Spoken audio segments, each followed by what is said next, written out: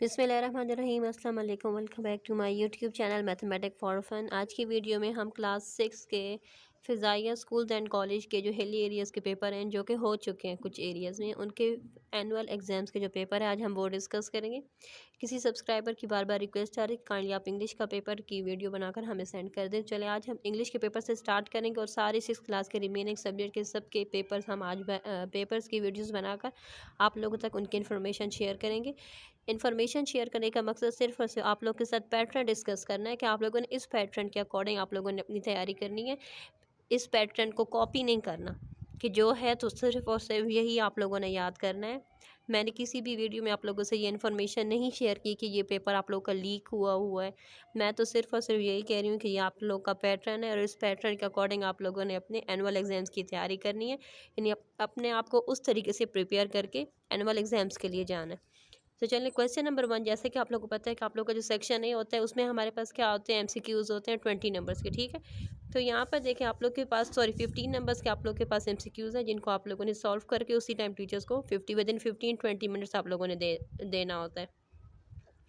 सो यहाँ पर देखें जी एमसीक्यूज़ हैं जो आप लोग के सबक से रिलेटेड हैं, वो मैंने सॉल्व नहीं किए क्योंकि आप लोगों को पता है, क्योंकि जो आप लोग के एमसीक्यूज़ ज़्यादातर बन कर आते हैं वो आपकी बुक की एक्सरसाइजेज से भी बन कर आते हैं।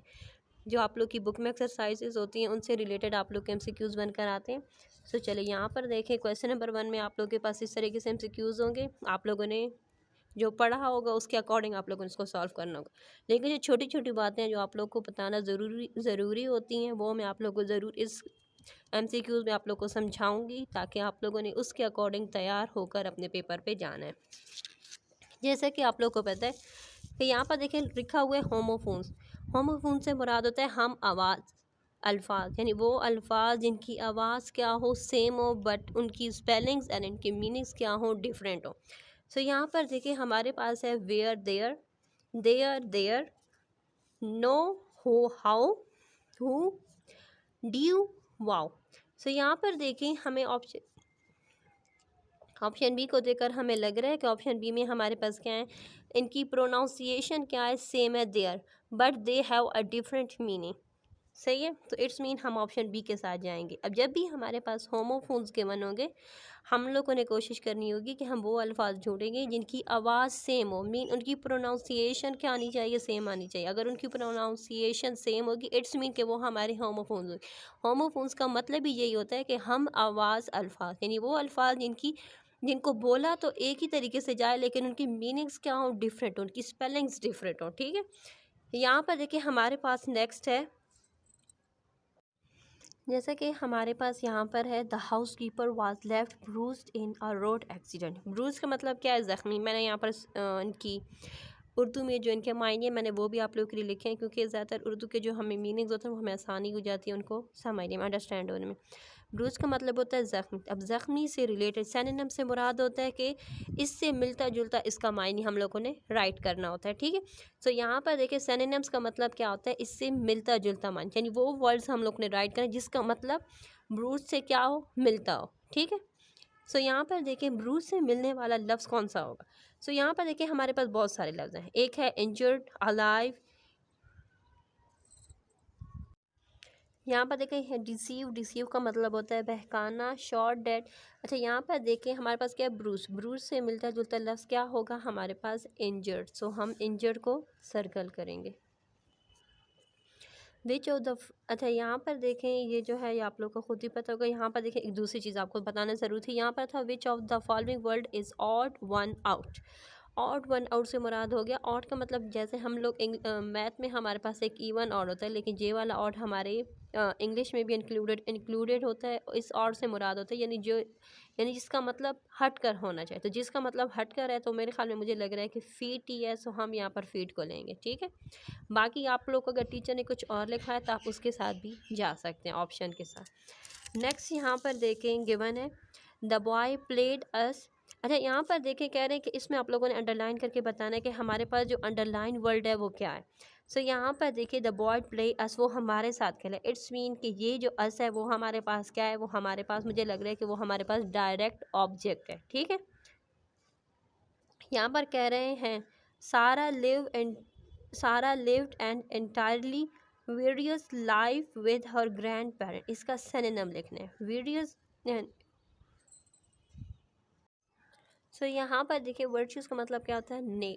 अभी यहाँ पर मैंने इनकी मीनिंग सबके यहाँ पर राइट किए हैं। सो मुझे लग रहा है कि सिनोनिम के अकॉर्डिंग इसका जो मीनिंग जो कि इसके साथ जाएगा वो ऑप्शन ए है। ठीक है, नेक्स्ट हमारे पास होता है अगर आप लोग को इस तरीके से लफ्ज़ आपके पास गिवन है और उनकी मीनिंग ना आए तो टीचर आपकी वहाँ पर मौजूद होती है जो आपको प्रोनाउंस करने में बोलने में थोड़ी सी हेल्प कर देती है।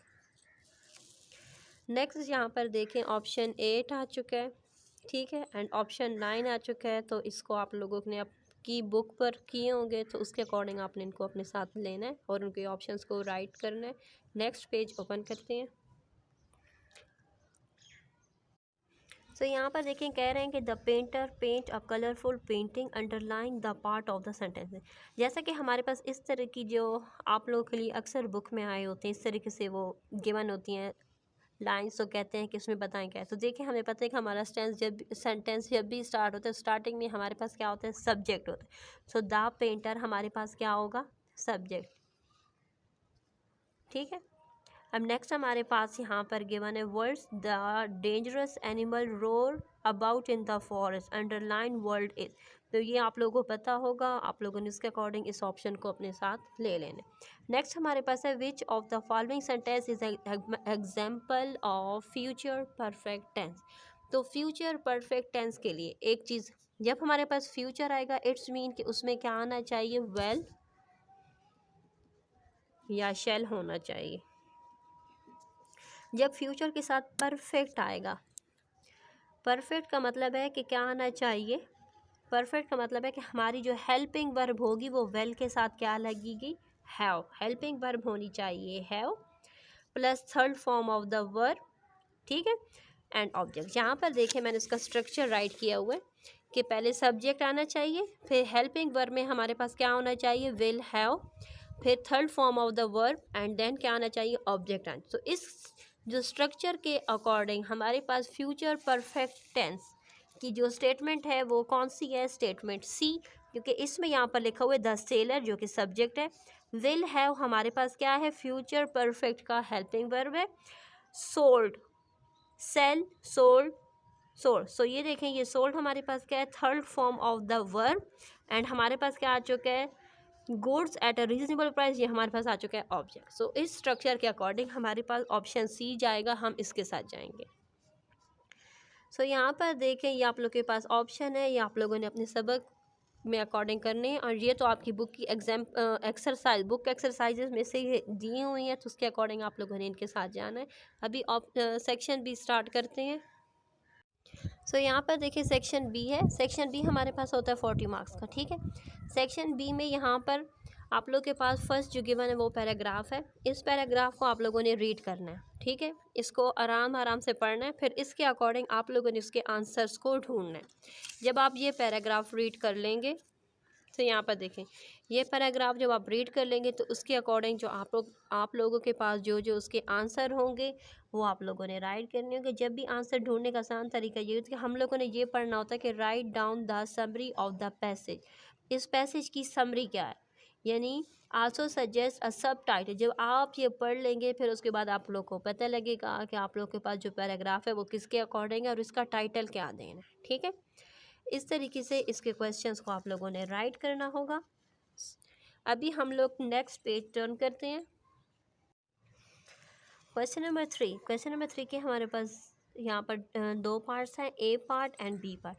ए पार्ट में हमारे पास दो पार्ट हैं जिनमें से कोई एक पार्ट आप लोगों ने सॉल्व करना होगा। ये हमारे पास है paraphrase any one of the following stanza, यानी इन दोनों स्टेंजा में से कोई एक स्टेंजा आप लोगों ने करना होगा। स्टेंजा को राइट करना बहुत ही आसान है। सबसे पहले आप लोगों ने बुक के जो हमारे पास पोइम्स होती है ना, पोइम के क्वेश्चन आंसर आप लोग पढ़ चुके होते हैं, ठीक है। जब क्वेश्चन आंसर आप पढ़ चुके हो तो आपको पता होता है कि इस पोइम में हमसे क्या क्या बात पोइट ने कही है, किसके बारे में कही है और हम लोगों ने किस तरीके से उसको राइट करना।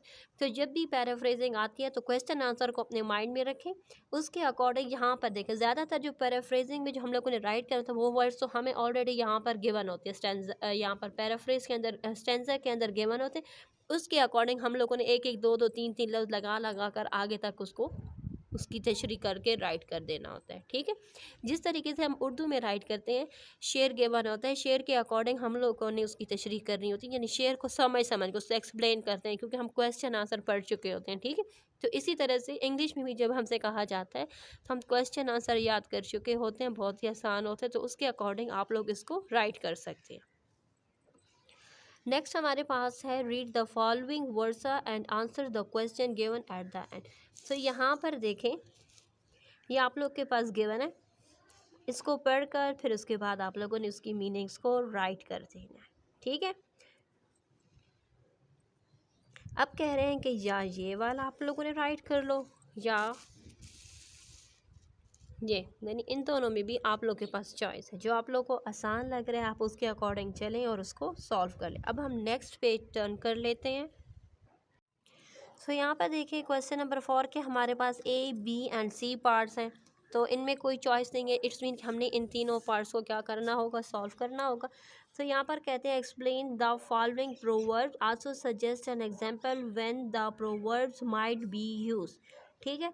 तो जिस तरीके से आपको टीचर ने समझाया आपने उस तरीके से इसको सॉल्व कर लेना है। नेक्स्ट हमारे पास जो है यहाँ पर देखिए हमसे कहा जा रहा है कि हमारे पास ये गिवन है, तो हम लोगों ने यहाँ पर इसको कंप्लीट कर लेना, यानी फिल ये ब्लैंक की तरह ही, और ये आपकी कॉपी में बुक्स में ये अक्सर हुए हैं, ठीक है। 6th क्लास की बुक में ये करवाए गए हैं। तो यहाँ पर देखें, they water dash in the evening, वो किसको पानी दे रहे थे, प्लांट्स को। तो हम यहाँ पर राइट कर देंगे plants. In the book we saw, हमने बुक में क्या देखा, अ स्कॉर्पियन।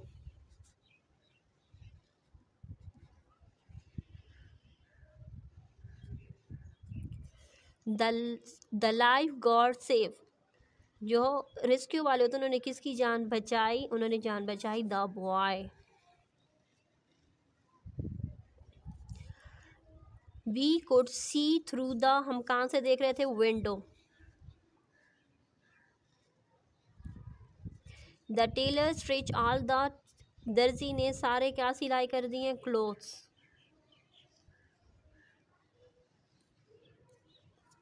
सो यहाँ तक तो हो चुका है। नेक्स्ट हमारे पास है पंक्चुएट द फॉलोइंग। पंक्चुएट का मतलब क्या है कि जो हमारे पास जो पहला वर्ड है वो क्या होना चाहिए, कैपिटल होना चाहिए, यानी अगर जहाँ पर कॉमा आता है वहाँ पर कॉमा लगाना, जहाँ पर अपोस्ट्रोफी आता है वहाँ पर अपोस्ट्रोफी लगाना, यहाँ पर कैपिटल आता है वहाँ पर कैपिटल, जहाँ पर स्मॉल आता है हमने उसके अकॉर्डिंग उसको राइट किया। जैसे यहाँ पर देखें लास्ट में हमारे पास क्या नहीं है, डॉट नहीं है, तो हम यहाँ पर डॉट लगाएंगे। इस तरीके से आप लोगों को टीचर पढ़ा चुकी है, उसके अकॉर्डिंग आप लोगों ने उसको सॉल्व करना होगा। नेक्स्ट सेक्शन सी है। सेक्शन सी में सबसे ज़्यादा जो आसान चीज़ है वो हमारे पास क्या होती है, हमें एक तस्वीर दी जाती है, उसके अकॉर्डिंग हमसे कहा जाता है कि इस सीन को आप अपने अल्फाज में बयान करें। सो जब भी आपके पास इस तरह की तस्वीर गिवन, सबसे पहले आप देखें कि इस तस्वीर में हो क्या रहा है। तो ये तस्वीर हमारे पास एक रेलवे स्टेशन की है, जहाँ पर कुछ पैसेंजर्स क्या कर रहे हैं, ट्रेन के अंदर जा रहे हैं, एंड कुछ पैसेंजर्स के साथ उनकी फैमिली उनसे मिल रही है, ठीक है। यहाँ पर देखें चीज़ें बेचने वाला खड़ा है, जो कि यहाँ पर चीज़ें बेच रहा है। यहाँ पर एक आदमी है जिसने क्या पकड़ा हुआ है, डॉग को पकड़ा हुआ है, और डॉग को पकड़ के जा रहा है, और पीछे से लड़का उसकी डॉग की तरफ भाग कर आ रहा है, ठीक है।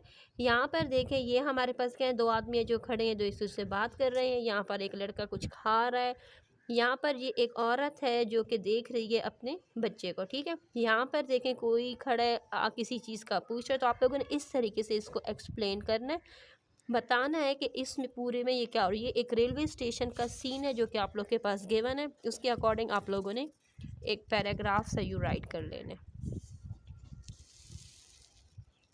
अगर हो सके तो आप एक पैराग्राफ राइट कर लें, अगर उससे ज़्यादा भी आप राइट कर सकते हैं तो आपके लिए अच्छा होगा। नेक्स्ट यहाँ पर देखें आप लोग के पास क्वेश्चन नंबर 6 है एंड क्वेश्चन नंबर 7 है। क्वेश्चन नंबर 6 एंड 7 के साथ हमारा सेक्शन सी कंप्लीट हो चुका है। अब हम नेक्स्ट पेपर जियोग्राफी का आपको शो करेंगे। सो क्लास 6 जियोग्राफी का पेपर का सेक्शन नंबर है, पहले मैं आप लोग को शो कर रही हूँ। ये पेपर भी हमारे पास हिली एरिया का है, किसी सब्सक्राइबर ने हमें सेंड किया, क्योंकि उससे पहले जो पेपर्स मुझे किसी सब्सक्राइबर ने सेंड किए थे वो थोड़े से ब्लर थे। 2-3 बार उनके प्रिंट्स मैं आउट करवा चुकी थी, लेकिन उसके बावजूद भी वो वीडियो बनाने के काबिल नहीं थे। तो कल रात को किसी सब्सक्राइबर ने दोबारा शेयर किया, तो उस सब्सक्राइबर का बहुत बहुत शुक्रिया कि उसने दोबारा हमें शेयर किया हमारे साथ ये पेपर। तब उसके प्रिंट आ चुके हैं, तो अब इन प्रिंट की मदद से अब हम इसकी वीडियो को शेयर कर रहे हैं दोबारा आप लोगों के साथ, ठीक है। सो यहाँ पर देखें सेक्शन ए में आप लोगों के पास क्या होंगे, MCQs होंगे, MCQ ज़्यादातर आप लोग की बुक की रीडिंग से आते हैं। मैं बार बार यही कह रही हूँ कि फ़िज़ाइया की जो बुक्स होती है उनकी रीडिंग के दौरान आप लोग को मार्क करवाए जाते हैं।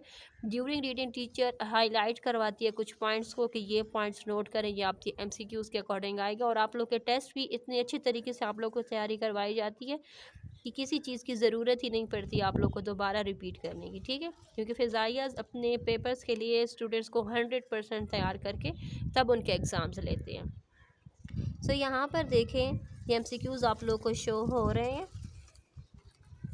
इन MCQs के अकॉर्डिंग आप लोगों ने अपने आप को तैयार कर लेना है।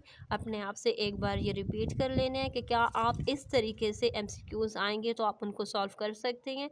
ये देखना है कि ये MCQs आपकी बुक में से कौन से चैप्टर से लिए गए हैं, ठीक है। नेक्स्ट पेज अब मैं शो कर रही हूँ क्योंकि MCQs 10 मार्क्स के थे और वो 10 के 10 यहाँ पर कंप्लीट हो चुके हैं। यहाँ पर देखें हमारे पास क्लास 6 की जियोग्राफी का सेक्शन बी में यहाँ पर कोई से 8 क्वेश्चन आप लोगों ने अटेम्प्ट करने होंगे, ठीक है। और ईच क्वेश्चन कैरी 3 मार्क। यहाँ पर देखें ये हैं आप लोग के क्वेश्चंस जिनको आप लोगों ने राइट करना होगा। ये देख लें सेक्शन बी के सारे क्वेश्चन, उम्मीद कर रही हूँ स्क्रीन पर आप लोगों को क्लियर शो हो रहे होंगे, ठीक है। तो आप लोगों ने इसके अकॉर्डिंग आप लोगों ने इनके आंसर्स को राइट करना होगा। नेक्स्ट हमारे पास आ जाएगा सेक्शन सी में यहाँ पर देखें आप लोगों से कहा गया है कि कोई से 2 सवाल आप लोगों ने करने होंगे और जो भी 2 सवाल करेंगे 8 नंबर्स के ईच क्वेश्चन कैरी 8 नंबर्स, ठीक है। इसके साथ हमारा जो जियोग्राफी का पेपर है वो कंप्लीट हो चुका है। अब हम कंप्यूटर साइंस का क्लास 6 का पेपर आपके साथ शेयर करेंगे। क्लास 6 कंप्यूटर का पेपर आप लोग की स्क्रीन पर आप लोग को शो हो रहा है। यहाँ पर देखिए सेक्शन ए में जैसा कि आप लोग को पता है कि आप लोग के MCQs होते हैं 15 मार्क्स के। यहाँ पर आप लोगों ने उसके अकॉर्डिंग जो ऑप्शन आप लोग को सही लगेगा आपने उसको सॉल्व करना होगा।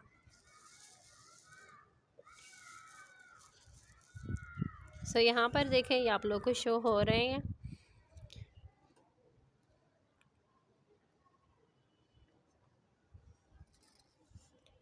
क्योंकि ज़्यादातर जो MCQs होते हैं ना वो टीचर क्लास में पढ़ा देती है। पेपर्स के दिनों में आप लोग को बार बार जो रिपीट करवा जो टेस्ट बार बार लिए जा रहे होते हैं स्क्रीन के वो बहुत ज़्यादा ज़रूरी होते हैं। और इनका तो अपना फ़िज़ाइयाज़ का तो अपना शेड्यूल बनकर आता है जिसके अकॉर्डिंग वो अपने टेस्ट लेते हैं। यानी कोई भी ऐसी चीज़ नहीं होती जो कि टेस्ट के दौरान वो रिपीट ना करवाएँ, ठीक है। यहाँ पर देखें ये लास्ट में आप लोग के पास ये रह गए हैं MCQs नंबर 10। अब हम नेक्स्ट पेज की तरफ चलते हैं। यहाँ पर देखिए ये हमारा 11, 12, 13, 14 एंड 15 आप लोग के सामने MCQs। इसके साथ हमारे MCQs कंप्लीट हो चुके हैं। सेक्शन बी की तरफ आ जाते हैं।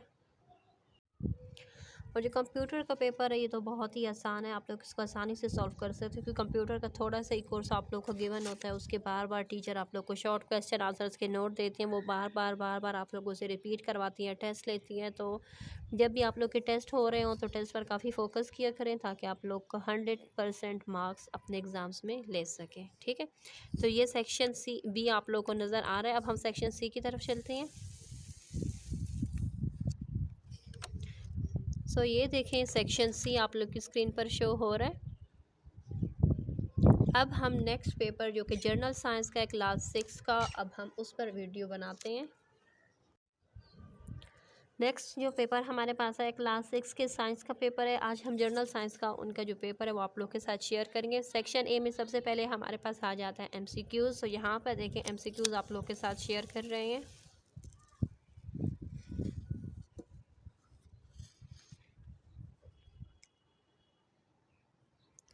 सही है, आप लोग को नज़र आ रहा है। अब हम और MCQs शेयर कर लेते हैं। यहाँ तक हो चुका है। अब हम नेक्स्ट पेज पर चलते हैं। यहाँ पर देखें ये जो रिमेनिंग MCQs हैं आप लोग की स्क्रीन पर शो हो रहे हैं, ठीक है। तो आपने इसके अकॉर्डिंग अपनी तैयारी कर ली। अब हम सेक्शन बी की तरफ चलते हैं ताकि सेक्शन बी आप लोग के साथ शेयर कर सकें, ठीक है।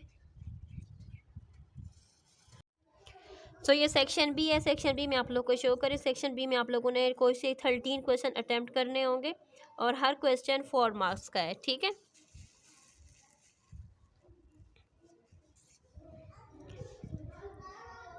तो आप लोग को शो हो रहे हैं। अब हम आगे और पेजेस की तरफ मूव करते हैं ताकि हम रिमेनिंग क्वेश्चन भी आप लोगों के साथ शेयर कर दें। सो ये देखें, यहाँ तक हो चुके हैं।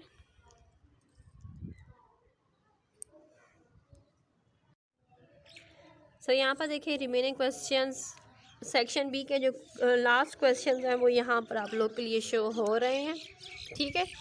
और आई थिंक ये क्वेश्चन तो हर स्टूडेंट अटेम्प्ट कर सकता है क्योंकि ये तो बहुत ही आसान है और टीचर उनके बारे में काफ़ी ज़्यादा एक्सप्लेन में समझाती भी है। और ये चीज़ें हमें घर में भी बताई जाती हैं कि हम योगर्ट बनाने के दौरान हमें क्या करना चाहिए, किस तरीके से योगर्ट बनता है या चीज़ किस तरह से होते हैं। तो इस सब का जो इस्तेमाल है ये आप लोग पढ़ चुके हैं और बहुत ही आसान क्वेश्चन। उम्मीद करूँगी सारे सब्सक्राइबर यहाँ पर 15 और 16 तो लाजमी करेंगे, ठीक है।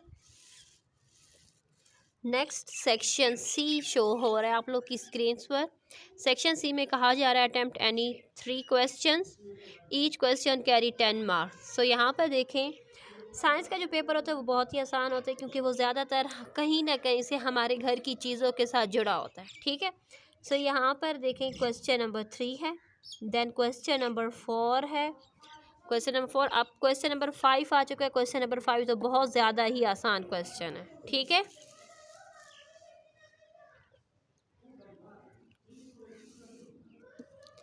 अभी यहाँ पर देखें 5 है एंड ये क्वेश्चन नंबर 6 है। सो क्वेश्चन नंबर यहाँ पर देखें 7 है। क्वेश्चन नंबर 7 यहाँ पर डायग्राम गिवन है, डायग्राम के अकॉर्डिंग इस क्वेश्चन को सॉल्व करना होगा, इसके आंसर्स को राइट करना होगा। चले अब हम नेक्स्ट पेपर जो कि हमारे पास है हिली एरिया का उर्दू का पेपर, हम उसको भी अब डिस्कस कर लेते हैं। सो यहाँ पर देखें ये हमारे पास क्या है, हिली एरिया का इस्लामियात का पेपर है। अब इस पेपर को हम डिस्कस करेंगे। आप लोगों के लिए इस्लामियात का पेपर जो आ रहा है उसका पैटर्न क्या है, ठीक है। सो यहाँ पर देखें सबसे पहले यहाँ पर हिस्सा अव्वल है। हिस्सा अव्वल में हमारे पास यहाँ पर ऑप्शंस गिवन है, जो ऑप्शन हमारा सही होगा या जिसके बारे में हमसे कुछ कहा जाएगा हमने उसके अकॉर्डिंग उसको सॉल्व करना होगा। सो उर्दू का है हमारे पास ये पेपर। सो इट्स मीन यहाँ पर हमारे पास लफ्ज़ गिवन है, उसके अकॉर्डिंग हमने उनके मायनीज़ को राइट करना होगा। नेक्स्ट यहाँ पर देखें दुरुस्त का इंतखाब कीजिए, जो हमारे पास सही होगा हमने उसको सर्कल करना होगा।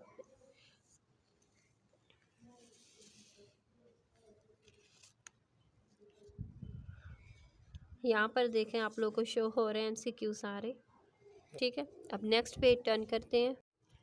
यहाँ पर देखें सवाल नंबर 2 है। यहाँ पर देखें आप लोगों को फ़िक्रात की दुरुस्त इमला के साथ मुकम्मल जुमला सामने तहरीर करें, ठीक है।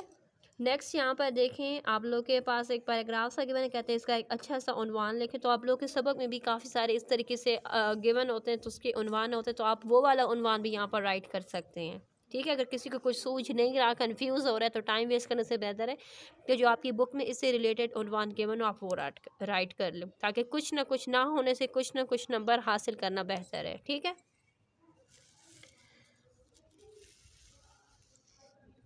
नेक्स्ट आप लोग के पास नेक्स्ट क्वेश्चन नंबर 2 का जो नेक्स्ट पार्ट है वो यहाँ पर गिवन है। यहाँ पर देखें आ बेल मुझे मार, ऊंची दुकान फीका पकवान, चराग तले अंधेरा, एक अनार 100 बीमार। तो ये क्या है, इनके अकॉर्डिंग आप लोगों ने इनके मतलब को राइट करना है, ठीक है। यहाँ पर देखिए साफ की एंड लाह के आप लोग के पास गिवन है, उसके अकॉर्डिंग यानी आप लोगों ने लफ्ज़ बनाना है। ये आप लोग की बुक में काफ़ी बार ये एक्सरसाइजेज आती हैं, बार बार ये लफ्ज़ हर एक कुछ चैप्टर्स के बाद ये लफ्ज़ आते हैं, ये बार बार रिपीट होते हैं, तो ये तो बहुत ही आसान है इनको हल करना। यहाँ पर मुतज़ाद राइट करने हैं, ठीक है। अभी नेक्स्ट पेज टर्न करते हैं। तो यहाँ पर देखिए सवाल नंबर 4 है। यहाँ पर कह रहे हैं कि तस्कीर और तनीस के सामने यानी हम लोगों ने बताना कि हमारे पास जो अंडरलाइन वर्ड है क्या वो मुज़क्कर है या मुअन्नस है। सबसे आसान तरीका मैं आप लोग को सिखाती हूँ। जब भी हमारे पास छोटी ये आएगी इट्स मीन कि वो हमारे पास क्या होता है, मुअन्नस। और जब भी बड़ी ये आएगी वो क्या होगा, हमारे पास मुज़क्कर। सो मैंने नाश्ते में 2 अंडे खाए, यहाँ पर क्या आए हुए, बड़ी ये इट्स मीन कि ये क्या है, हमारे पास मुज़क्कर। जमल ने एक नई कहानी लिखी है ना, इट्स मीन कि ये क्या है, मुअन्नस। मेरा घर मरी में है, मेरा इन्होंने कहा है, मेरी नहीं कहा, इट्स मीन कि ये क्या है, मुज़क्कर। अहमद ने बाज़ार से किताब खरीदा नहीं कहा, खरीदी का, इट्स मीन ये क्या है, हमारे पास मुअन्नस। अब नेक्स्ट पेज की तरफ से हम चलते हैं। नेक्स्ट हमारे पास हिस्सा 2 आ चुका है, यानी सेक्शन बी। इसमें अभी हम लोगों को टाइम भी गिवन है कि हमने कितने टाइम इसको सॉल्व करें। चले अब हम इसको देख लेते हैं। यहाँ पर देखें हमारे पास सबसे पहले जो आए हुए दी हुई अशार की तशरीह करें। कह रहे हैं कि इसकी अब तशरीह करना है, सो तशरीह का बहुत ही आसान होती है। जब भी हमारे पास कोई गिवन होते हैं तशरीह ना, हमें क्वेश्चन आंसर याद होते हैं, क्वेश्चन आंसर याद होते हैं, खुलासा याद होता है, क्लास में एक्सप्लेनेशन याद होती है और उसके मायने याद होते हैं। तो ये हमारे पास मेन हिंट्स होते हैं तशरीह को सॉल्व करने के दौरान। ठीक है, नेक्स्ट कह रहे हैं कि यहाँ पर सवाल नंबर 5 का हिस्सा अलिफ है एंड बे है। सो बे में हमारे पास यहाँ पर देखें,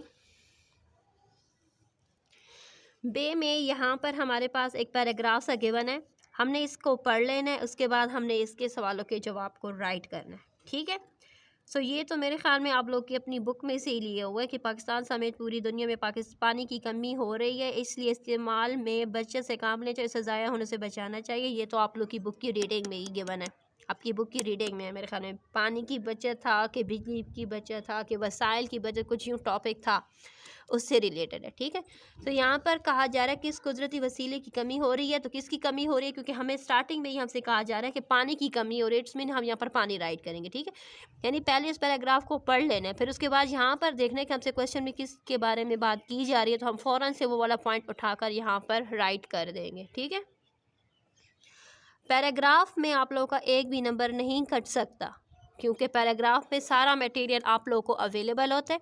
जो क्वेश्चन होते हैं, क्वेश्चन से रिलेटेड सारा मटेरियल आप लोगों को अवेलेबल होता है, तो उसके अकॉर्डिंग आप लोगों ने उसके आंसर इसी में से ही ढूंढ कर राइट करने होते हैं। अगर आप एक्सप्लेन कर सकते हैं तो वेरी गुड, अगर आप एक्सप्लेन नहीं कर सकते टू द पॉइंट भी राइट कर दें, ताकि नंबर ना होने से कुछ ना कुछ नंबर आप लोग के पास हों पास होने के लिए, अच्छी पोजीशन लाने के लिए। ठीक है, अभी हम नेक्स्ट पेज की तरफ टर्न करते हैं। तो यहाँ पर देखिए आप लोग के पास आ चुके सवाल जवाबात, जिन जिन सबक में से लिए गए उन सबक के यहाँ पर देखे नाम उन्होंने दिए हुए हैं, यानी उसके अकॉर्डिंग आप लोगों ने उनके आंसर्स को राइट करना होगा। ये देखिए बचत की आदत अपनाएं। ठीक है, उसमें से ये लिए कुदरती गैस हमारे किस काम आती है, तो ये आप लोग को पता है कुदरती गैस हमारे किस काम आती है, खाना बनाने के काम आती है, पानी गर्म करने के काम आती है, और CNG अगर यानी गैस जो है ना नेचुरल गैस, तो ये इसके तो बहुत सारे बेनिफिट्स हैं, क्योंकि नेचुरल गैस के बगैर ज़िंदगी गुजारना का तस्वर इस दौर में नामुमकिन होता जा रहा है। ठीक है, तो यहाँ पर देखें नेक्स्ट हमारे पास आ चुका है, यहाँ पर देखिए कह रहे हैं कि साइंसी दर्जेल साइंसी इजादात के एक फ़ायदा या इस्तेमाल तहरीर करें। So computer, mobile phone, ultrasound, ATM and हवाई जहाज़, ये जो आप लोग का सबक है बचत की आदत अपनाएं, उसमें आप लोग को ये पार्ट्स टीचर करवा चुके हैं, तो उसके अकॉर्डिंग आप लोगों ने इसके आंसर्स को राइट करना होगा। नेक्स्ट हमारे पास है नज़म सच्चाई का खुलासा लिखें। जो सच्चाई आप लोग की नज़म है, जो कि बच्चे की नसीहत के बारे में थी, कि उसका खुलासा, क्योंकि वो जो पोइम थी ना वो कुछ इस अकॉर्डिंग थी कि उसमें वो जो एक बच्चा था वो सफ़र पर कहीं जा रहा था और डाकू आ गए थे, तो बच्चे सबसे पूछा, तो बच्चे के पास जब आया, जब उससे पूछा कि आपके पास कुछ है, तो बच्चे ने कहा था कि हाँ जी मेरे पास है। तो उन्होंने कहा आपने झूठ क्यों नहीं बोला, बच्चे से कहा, तो बच्चे ने कहा क्योंकि मेरी माँ ने मुझे नसीहत की थी कि झूठ नहीं बोलना, तो इसलिए मैंने झूठ नहीं बोला। ये कुछ इस तरीके से इसकी नज़म का खुलासा था, जिस तरीके से आपके टीचर ने आप लोग को समझाया, तो उसके अकॉर्डिंग आप लोगों ने इसके खुलासे को तहरीर करना है। कह रहे हैं कि या इसका खुलासा करें या यौम पाकिस्तान का मरकज़ी ख़याल राइट करें। तो मेरे ख़्याल में खुलासा तो क्या होता है, जो टीचर बता रही होती है वो हमारे दिमाग में एक कहानी के तौर पर वो वर्ड्स हमारे दिमाग में बैठ रहे होते, तो आई थिंक खुलासा बहुत ही आसान होता है, उसमें आप लोग का नंबर्स भी नहीं कट सकते। नंबर कटने की गुंजाइश इसलिए नहीं होती क्योंकि आप लोग उसे अपने अल्फाज अपने वर्ड्स में उसको एक्सप्लेन कर रहे होते हैं, उसको बयान कर रहे होते हैं कि ये सच्चाई के बारे में जो पोइम है। सबसे पहले जब भी आप खुलासा राइट करें तो सब पोइम का नाम तो आप लोग के पास गिवन होता है, नज़म हमारे पास किया, लेकिन उसके शायर का नाम आप लोग को याद करना चाहिए, क्योंकि शायर के नाम के भी अपने नंबर होते हैं। जब आप नज़म का नाम शायर का नाम राइट कर लेते हैं तो इस मीन का आप लोगों ने अपने लिए 2 नंबर पक्के कर लिए। ठीक है, नेक्स्ट अब आ चुका है हमारे पास हिस्सा सोम। अब हम हिस्सा सोम को देखते हैं। हिस्सा सो में यहाँ पर देखिए मजमून राइट करने का, मेरा पसंदीदा सफ़र या मैं बड़े होकर क्या बनूँगा या बनूँगी।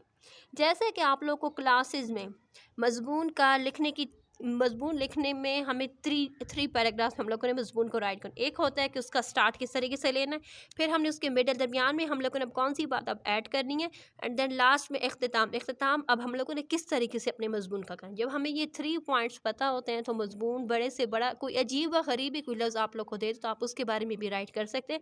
और वैसे भी आप लोग को तो ये प्रैक्टिस हो जाती है क्योंकि टीचर हर रोज़ क्लास में आप लोग को कोई ना कोई वर्ड, असेंबली में कोई ना कोई वर्ड दिया जाता है जिसके बारे में आप लोग बोलते हैं।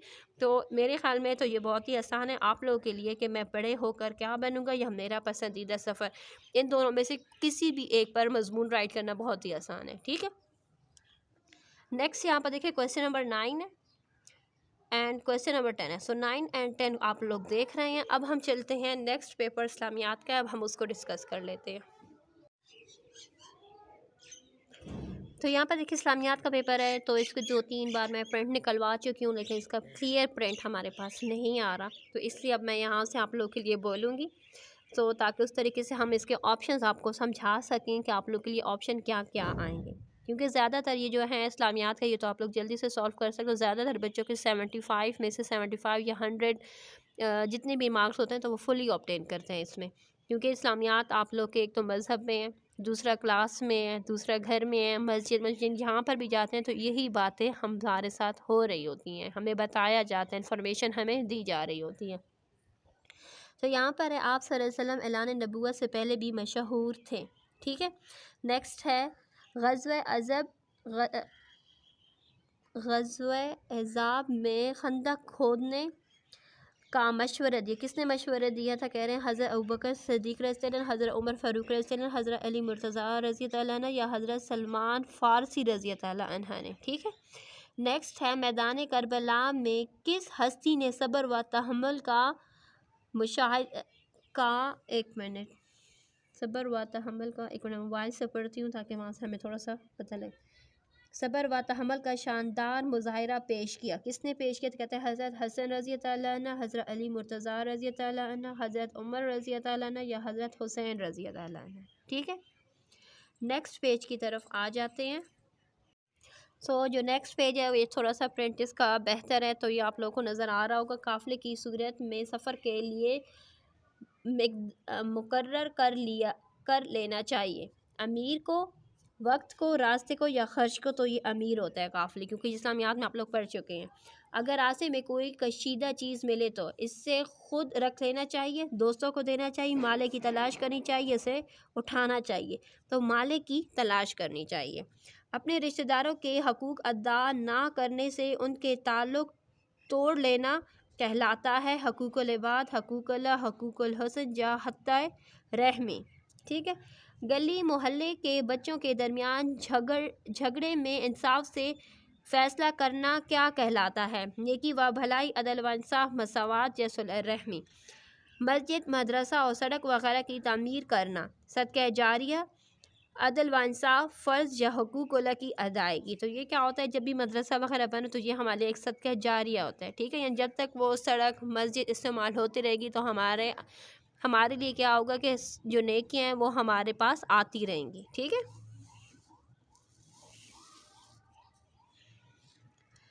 ख़वातीन में से सबसे ज़्यादा अहदीस रवायत की हैं, तो ये हमें पता है कि किसने ज़्यादा हदीस रवायत की हैं, वो है हज़रत आयशा रज़ियल्लाहु अन्हा। ठीक है, हज़ूर सल्लल्लाहु अलैहि वसल्लम की औलाद में से सबसे पहले वलादत हुई, यानी सबसे पहले कौन पैदा? तो हज़ूर सल्लल्लाहु अलैहि वसल्लम के जो बेटों के जो नाम थे हमें पता था, तो उसके अकॉर्डिंग सबसे पहले कह रहे हैं कौन हुआ था? हज़रत कासिम रज़ियल्लाहु अन्हु, हज़रत इब्राहीम रज़ियल्लाहु, हज़रत अब्दुल्ला रज़ियल्लाहु अन्हु या हज़रत ज़ैनब रज़ियल्लाहु। तो हज़ूर सल्लल्लाहु अलैहि वसल्लम के पहले बेटों की पैदाइश, इट्स मीन यहाँ पर इन्होंने ठीक लगाया हज़रत कासिम रज़ियल्लाहु अन्हु को। अभी हम नेक्स्ट इसका ऑप्शन भी आप लोग को शो करते हैं। ऑप्शन भी काफ़ी ब्लर है लेकिन मैं 1 बाय 1 आप लोगों के लिए क्वेश्चन पढ़ूँगी। यहाँ पर देखें ऑप्शन बी में हमारे पास शॉर्ट क्वेश्चन आंसर्स हैं, तो मैं मोबाइल से 1 बाय 1 आप लोग के लिए पढ़ती जाऊँ क्योंकि यहाँ पर काफ़ी ज़्यादा ब्लर है। सबसे पहला जो शॉर्ट क्वेश्चन है वो हमारे पास है, इफ़ाए अहद की क्या फ़जीलत है? नेक्स्ट है, सफ़र ताइफ में आप सल्लल्लाहु अलैहि वसल्लम ने हज़रत जिब्राईल अलैहिस्सलाम को क्या जवाब दिया? नेक्स्ट क्वेश्चन है, वालिदैन के हकूक़ के बारे में एक आयत का तर्जुमा लिखें। नेक्स्ट है, अमानत में ख़यानत कैसा फ़ेल है? ग़ज़वा और सरिया में क्या फ़र्क है? नेक्स्ट है हज़रत उस्मान रज़ी ताला अन्हा ने रफ़ाए आमा का कौन सा काम किया। एंड लास्ट हमारे पास है 7 जो कि सेक्शन बी का है, दरख्त लगाने का इस्लाम में क्यों हुक्म दिया गया। सो ये जो शॉर्ट्स हैं वो मैं कंप्लीट कर चुकी हूँ। अब हमारे पास हिस्सा सोम आ जाएगा। हिस्सा सोम में कह रहे हैं दर्जे सवालात में से 4 के जवाबात तफसील से लिखें। सवाल नंबर 4 हमारे पास है, मुशावरत करती हुई किन आदाब का ख्याल रखना चाहिए। सफ़र के दौरान अमीर की अहमियत और ज़िम्मेदारियों पर नोट लिखें। सीरत रसूल सल्लल्लाहु अलैहि वसल्लम की रोशनी में अदल व एहसान की अहमियत पर तफसीली नोट लिखें। हज़रत सौदा का ताल्लुक़ नबी करीम सल्लल्लाहु अलैहि वसल्लम के साथ शादी और ज़िंदगी गुजारने के वाक़या तफसील से लिखें। नेक्स्ट क्वेश्चन नंबर 8 हमारे पास है, सफाई रखने और माहौल को आलूदगी से बचाने के बारे में इस्लामी तालीमात बयान करें। ठीक है, यहाँ तक हो चुके हैं 8 तक। अभी आगे जो क्वेश्चन है वो आपके साथ शेयर करती हूँ। यहाँ पर देखें, इस हिस्सा चहारा में सवाल नंबर 9 आप लोग के पास यहाँ पर आयात गिवन है, ला इलाहा इल्लल्लाहु वहदहु ला शरीका लहु लहुल मुल्कु व लहुल हम्दु युही व युमीतु व हुवा।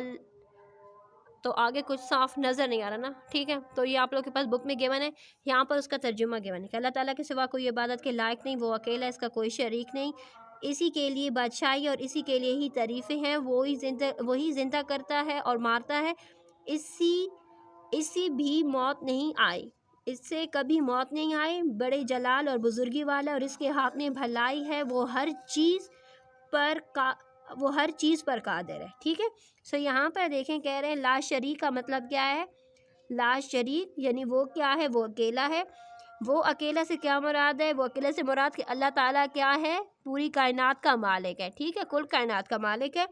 जुल जलाल वर इकराम से मुराद हो गया कि बड़े जलाल और बुजुर्गी वाला है। हम अल्लाह ताला की इबादत कैसे करते हैं, हम अल्लाह ताला की इबादत नमाज़ पढ़ कर करते हैं, उसका शुक्र अदा करके करते हैं, और जिस तरीके से आपकी टीचर ने आप लोगों को राइट करवाए, समझाए, आप लोगों ने वो राइट करना है। मैं सिर्फ और सिर्फ आप लोग को एक्सप्लेन कर रही हूँ। ठीक है, इस दुआ के मुताबिक भलाई किसके हाथ में, तो यहाँ पर देखें, इस दुआ के मुताबिक भलाई अल्लाह ताला के हाथ में है। ठीक है, नेक्स्ट यहाँ पर देखें, हमारे पास हदीस गिवन है, कहते हैं उन हदीस के अकॉर्डिंग आप लोगों ने क्या करना है, आपने उनके जवाब देने। यहाँ पर देखें हदीस गिवन है, मैं मोबाइल से देखती हूँ कि अगर कुछ बेहतर हो पढ़ने में तो मैं आपके लिए पढ़ लेती हूँ।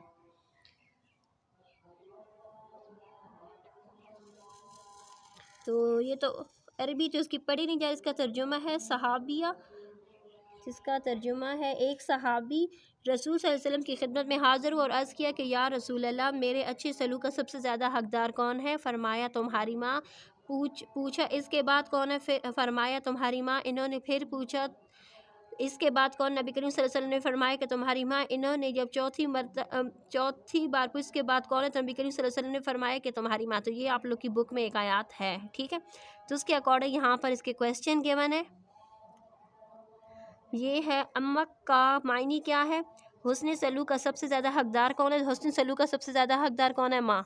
ठीक है, इस हदीस मुबारक में हमने क्या सीखा, तो इस हदीस मुबारक में हमने ये सीखा कि हमारी हुस्न सलूक की सबसे ज़्यादा हकदार कौन है, हमारी माँ। तो हमें अपनी माँ के साथ हुस्न सलूक से पेश आना चाहिए। इस हदीस मुबारक पर अपनी ज़िंदगी में कैसे अपना सकते हैं, अगर हम इस हदीस को अगर अपनी ज़िंदगी में अपनाएं तो हम इस तरीके से अपना सकते हैं। हमें अपने वालिदैन की अपने माँ की के साथ हुस्न सलूक से पेश आना चाहिए, क्योंकि 3 बार हुस्न सलूक की जो सबसे 3 बार जब सहाबा ने सवाल किया तो 3 बार रसूल सल्लल्लाहु अलैहि वसल्लम ने फरमाया कि 3 बार जो हकदार है वो हमारे, चौथी मरतबा उन्होंने कहा कि आपका बाप। इससे हमें यह अंदाज़ा होता है कि हमें सबसे ज़्यादा हुस्न सलूक के साथ अपनी माँ के साथ पेश आना चाहिए। माँ का हक बाप से कितना ज़्यादा है, कहते हैं कि माँ का हक बाप के साथ कंपेयर किया। इट्स मीन जब 3 मरतबा कहा गया, सहाबा ने पूछा तो रसूल सल्लल्लाहु अलैहि वसल्लम ने फरमाया कि माँ, तो इट्स मीन कि माँ का हक 3 गुना ज़्यादा है बाप के हक के। ठीक है, नेक्स्ट यहाँ पर एक दूसरी आप लोग के पास यहाँ पर हदीस गिवन है, उसका तर्जुमा मैं आपको पढ़ के देती हूँ, क्योंकि इसकी अरबी हमें साफ नज़र नहीं आ रही। इसका तर्जुमा ये है कि तुम में से कोई शख्स उस वक्त तक कामिल मोमिन नहीं हो सकता जब तक उसके नज़दीक उसकी औलाद, उसके वालिदैन और तमाम लोगों से ज़्यादा महबूब ना हो जाऊँ। ठीक है, सो यहाँ पर देखिए ये हदीस आप लोग पढ़ चुके हैं इस्लामियात की बुक में, आप लोग की थी, ठीक है। तो उसके अकॉर्डिंग यहाँ पर आप लोगों से क्वेश्चन कहा गए हैं। सो यहाँ पर ये कुछ लिखा हुआ है अरबी में, लेकिन इसका साफ़ नहीं है, तो कहते हैं कि इसका मायनी तरीका आई थिंक ये जो हदीस है उसके स्टार्टिंग का ही वर्ड है, ठीक है। मोमिन को सबसे ज़्यादा महबूब कौन होता है? तो मोमिन को सबसे ज़्यादा महबूब कौन होता है? हुज़ूर सल्लल्लाहु अलैहि वसल्लम होना चाहिए, ठीक है। इस हदीस मुबारक में किसी इस्लामी कदर की अहमियत बयान करें। इस हदीस मुबारक पर अपनी ज़िंदगी में कैसे अपना सकते हैं कि हमें इस तरीके से अपना सकते हैं कि हमें हर चीज़ यानी अपनी माँ, बाप, औलाद, रिश्तेदार, दोस्त, सबसे ज़्यादा महबूब जो होना चाहिए वो हमारे नबी का नाम होना चाहिए, हमारा नबी होना चाहिए। हमें उनकी खातिर अपनी जान को कुर्बान करना चाहिए, ठीक है। यानी सारी जो हमारे रिश्तेदार हैं, जो भी हैं, सबको पीछे करके सिर्फ़ और सिर्फ सबसे पहले क्या है? हमारा आखिरी नबी है, ठीक है, जिसके नाम पर ये दुनिया बनी है, जिसमें हम इस दुनिया में रह रहे हैं। तो ये दुनिया जिसके लिए बनी है वो है हमारा नबी। तो इट्स मीन कि सबसे पहले हमें इस हदीस पर अमल करने का किस तरीके से कर सकते हैं कि हम अपने नबी को सबसे ज़्यादा चाहें। हर चीज़ से पहले हमारा नबी है। आपको सबसे ज़्यादा महबूब कौन है? तो हमें सबसे ज़्यादा महबूब हमारे आखिरी नबी है, ठीक है। तो इसके साथ हमारा जो इस्लामियात का पेपर है वो कंप्लीट हो चुका है। उम्मीद करूँगी क्लास 6 के हिली एरियाज़ के पेपर से आप लोगों को पेपर्स का पैटर्न उसको सॉल्व करना आप लोग के लिए आसानी हो जाएगी। अल्लाह हाफ़िज़।